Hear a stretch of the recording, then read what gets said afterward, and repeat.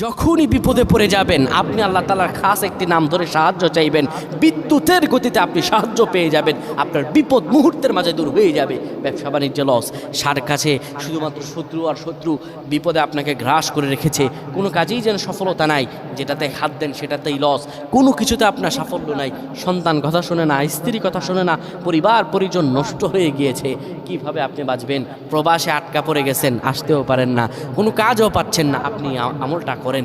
এটি আমার কথা নয়, বিশ্বনবী মুহাম্মদ রাসূলুল্লাহ সাল্লাল্লাহু আলাইহি ওয়াসাল্লামের প্রিয় সাহাবী হযরত যায়েদ রাদিয়াল্লাহু তাআলা আনহু, তিনি একবার মক্কা থেকে হিজরত করে যখন মদিনায় যাবেন, ঠিক সেই সময় বিপদে পড়ে যান। ওনাকে একটি লোক বিপদে আটকে ফেলে এবং ওনাকে হত্যা করার চেষ্টা করে। তখন তিনি আল্লাহ তাআলার এই খাস নামটি ধরে সাহায্য চেয়েছিলেন, আল্লাহ তাআলা তাকে বিপদ থেকে মুক্ত করেছেন। সুবহানাল্লাহ। সেই দোয়াটা কি?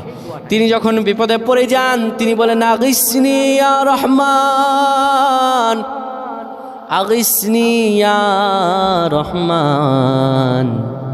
অপর এক বর্ণনায় এসেছে, আগিসনি ইয়া গিয়াসার রহমান। যখনই বিপদে পড়ে যাবেন তখন আল্লাহ তাআলার এই খাস নাম ধরে আপনি যদি চাইতে পারেন, অসংখ্য বিপদ, বালা মুসিবত, সব বিপদ থেকে আল্লাহ আপনাকে বাঁচিয়ে দেবেন ইনশাআল্লাহ।